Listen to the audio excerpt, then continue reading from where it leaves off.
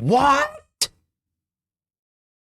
What in the fuck was that ending? Hello, YouTube, and welcome to the best series on YouTube. Welcome to my new series. Was it worth it? I'm trying to make it sound like a game show intro. Did it work? This series is supposed to be a kind of like a little bit of a review series where I play a game and then I talk about it. Mostly driven towards like controversial games or games that are talked about that are super good but might actually be trash, or vice versa. You can come to this series and count on a raw, professional, unbiased opinion about things. Okay, I might have lied. This is a personal opinion type of series, so there could be bias in the near future. In the first episode of this new series, we will be talking about the Invincible. What is the Invincible? It is a story-driven game that was created based off of a novel by S. Lem called The Invincible. And in this game, you play as Dr. Yasna, who is an astrobiologist for the Commonwealth. Who joins her on her crew is her astrogator, or in other terms, crew leader, Dr. Novik, or Novik, however you want to say it, Dr. Crowder, Dr. Gorski, Dr. Merritt, and Dr. Kovel. I'm not sure what all their jobs were besides Yasna and Novik's. This crew is a crew of astronauts that go around on these missions and are in a space race against another space entity, space group of people. I'm losing the word. They're called the Alliance. In this space race, it doesn't seem much like a war, but they kind of put it that way. It's a little off-putting. It's the Commonwealth versus the Alliance. The Alliance seems to be a much bigger, more powerful group than the Commonwealth. They have like weapons and stuff, and the Commonwealth seems to not really have weapons. But we'll get into that a little later. This crew gets done with a successful mission on another planet and they retrieve like some sort of special metal, some resource, and they go to leave.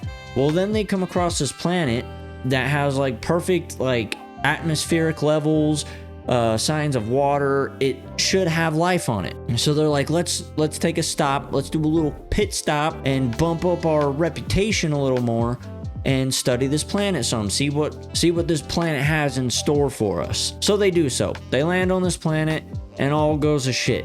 That's where we come in. We play as Dr. Yasna. We wake up laying in the middle of a desert. No one around us. We are completely confused. We don't remember why we're there. And that's where her story begins. First things first, the intro was nice. It was juicy. It felt like the whole game was about to just have all of this juicy fucking goodness that I'm just gonna want to sit there and fucking chew on and suckle the titty of and get all of the goodness out and enjoy this game to its fullest extent. And then it peters out. But the intro, it was good. I'll give it an 8 out of 10. So like I said, we wake up in the middle of the desert, and then it just kind of turns into a walking sim, which isn't a problem at the beginning because it's a beautiful game. The graphics were good. The atmosphere, the setting was amazing. I mean, it was a desert planet, but if you looked up into the sky and looked at all the planets around this planet and stuff, it looked great. It was good. I didn't mind a walking sim for a little bit. I was like, this feels like a game that's going to pick up super fast and things are going to happen. Well, about an hour later, our whole mission was to find our crew.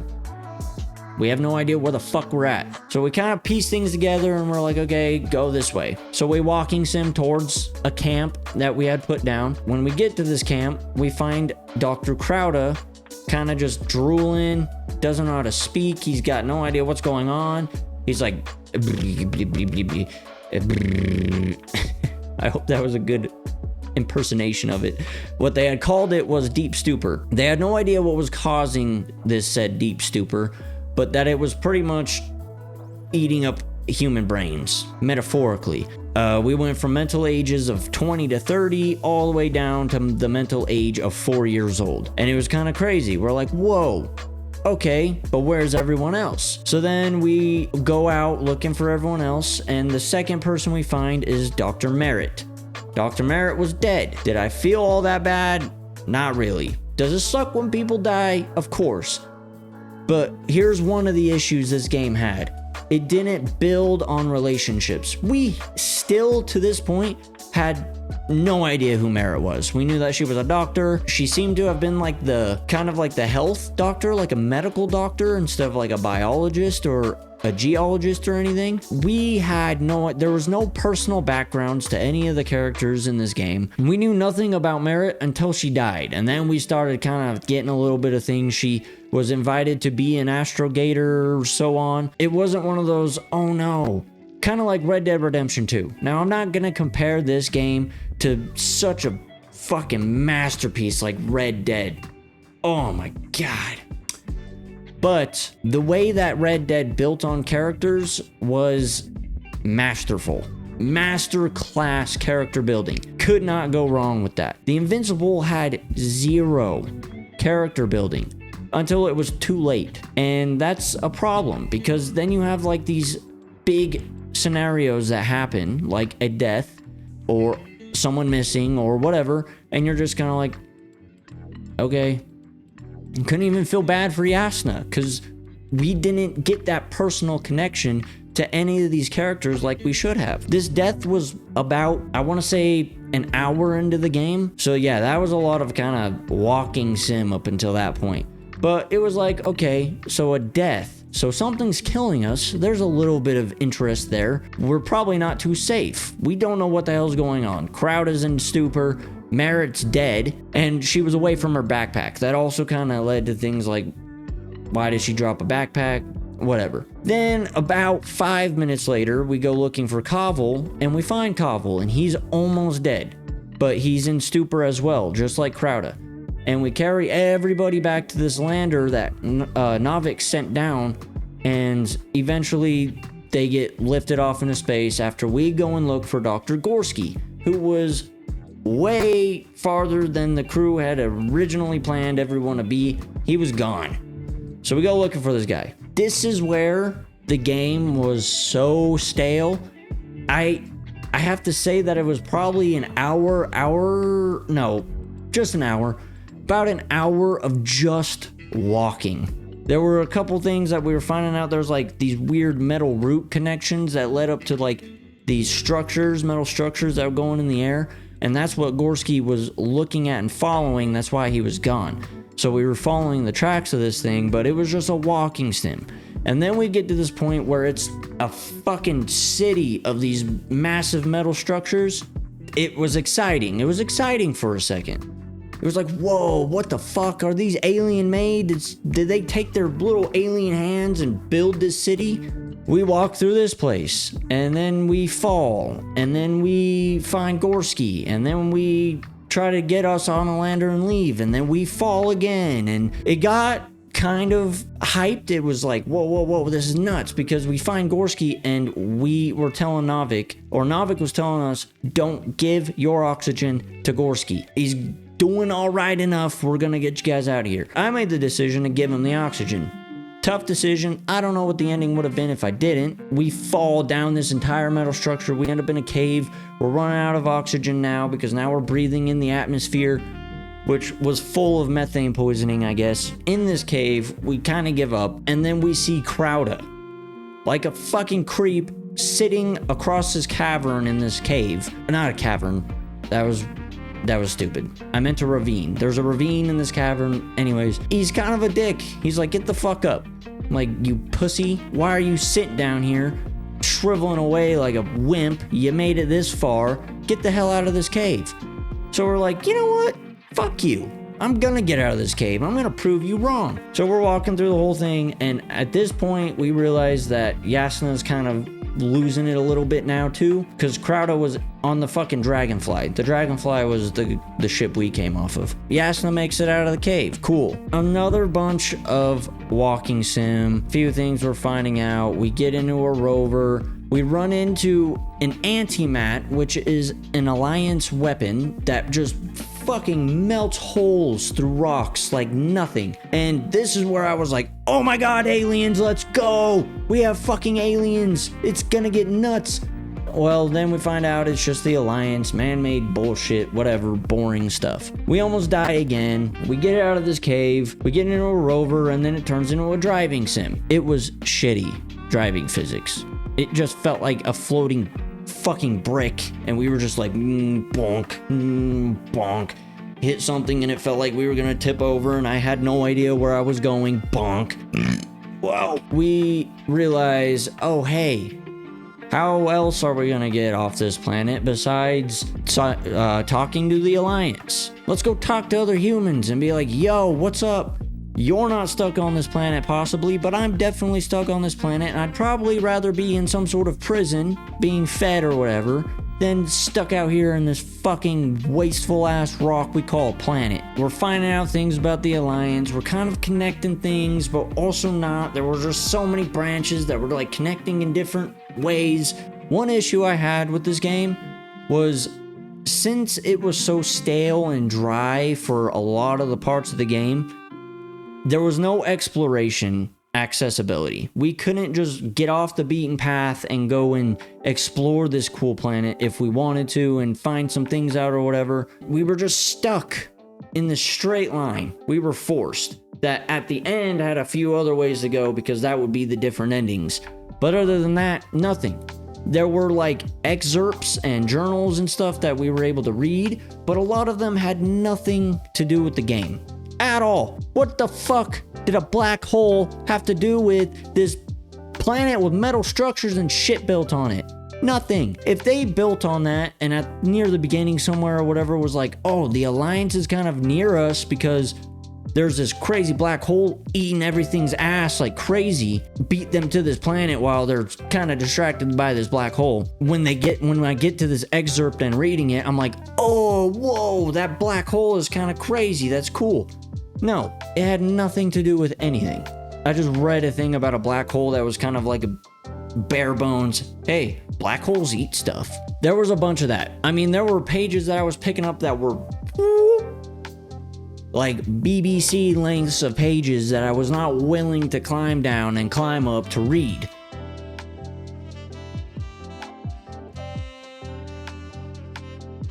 Did you guys see that? Atreus would like to say hi.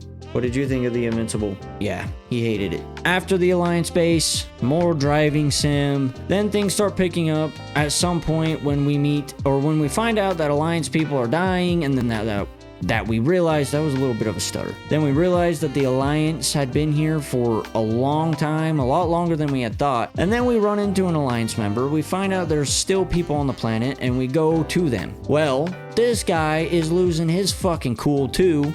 He's already loopy, he's got no idea what's going on, and he thinks he's on the 26th day of the mission. They were a year and almost a half into this mission. He'd been there for that long and was stuck on the same day over and over and over again. So this guy's name is Rahitra. Cool ass name. That was a cool character name. I fuck with that one. But he hates us. He's like, yeah, you fucking enemy of the Commonwealth. What the fuck are you doing here, you sons of a bitches? Get out of here. You know what? I'm taking you as a prisoner. You got a lot to say to the council. There's no council, none of that. Yasna doesn't know this yet. Then she comes to find out that they all have stupor. Yada yada yada. More walking, more driving. We go back to Rahitra after escaping him and his evil grasp. And we tell him, hey man, you're fucking crazy. Lose it. Cool down. Like, we gotta get out of this planet together, or we're both gonna fucking die to these flies that we've been fighting. Watch the playthrough, or read the book, or play the game if you want to find out about those, but they're pretty much metal inorganic aliens that are causing this stupor, and we realize that. So we tell him this shit. Well, he wants revenge. He's like, hold on, you killed all my brothers and sisters, you fucking not living organisms that are also living, whatever. We're gonna destroy you. We fail, we get out of there, and we go to the ship called the Condor. Giant ship. My God, it was big. This was one of the coolest parts of the game. It was huge. That's where Rahitra is like, okay, we're gonna go back to the Condor, and we have this machine called the Cyclops. You wait till you see it. It's crazy. So we get to the Condor. We fly there with a Rahitra by UFO. Seriously, a saucer. 2 of those appear in the game. We fly one of them for 0.5 seconds, and the second one we're asleep for. So we didn't even get to see the cool UFOs. We get there, and he's bringing the Cyclops out to fight these little fly things that are all over the planet. And it looks like a fucking floating balloon. It's like a cover-up. It's like, oh wow, it's so cute. And then it eats your fucking face off. That's what the Cyclops was. Just like those little hunting kittens, if you've ever seen them. They're fucking adorable, but they have like the highest kill rate in all of the animal kingdom. That's what the Cyclops was. We get into the Condor and we decide, okay, man, we'll help you do this, but I don't think it's gonna work out. Well, we fail again. These things are fucking impeccable. They're unstoppable. They're crazy. They're like the Mike Tysons of aliens, okay?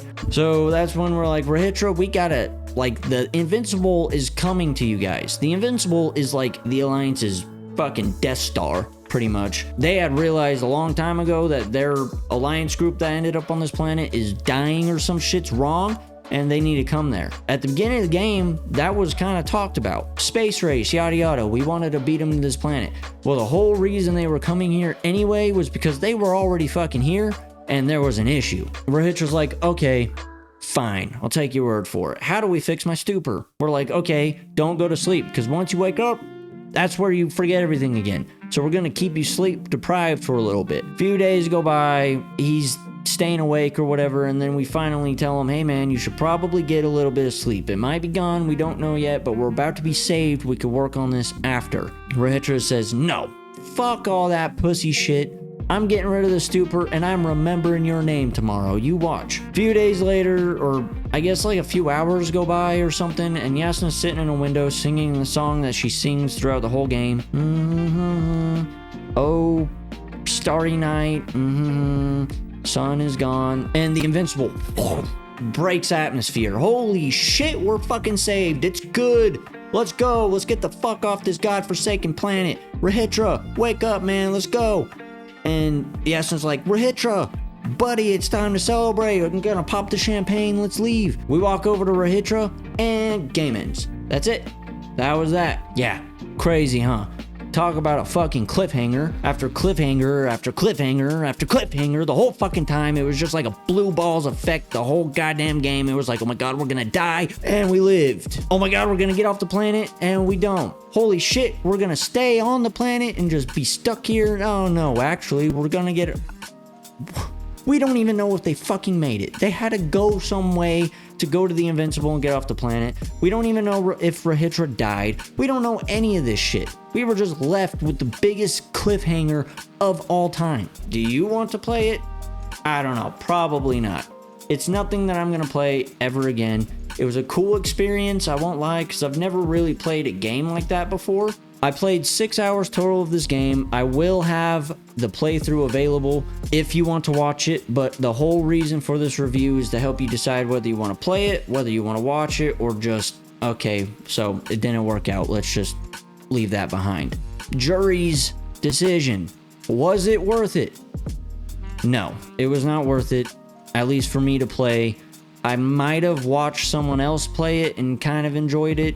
Or maybe if I read the book, it's probably a better book. Overall, not a big fan of the game. I like the idea of building games from novels. I feel like there could be really cool stuff that comes out, and the developers could build off of some constructive criticism in looking at other story-driven games and seeing what they did. This one was just kind of a flat pancake. Nothing exciting, no syrup, no whipped cream. Sorry, get the hell out of my diner. I hope you guys enjoyed the first video of this series. If you guys liked the video, press the like button. If you want to see more of Was It Worth It, press the subscribe button. My dog is barking. I'm sorry. Until next time, peace out.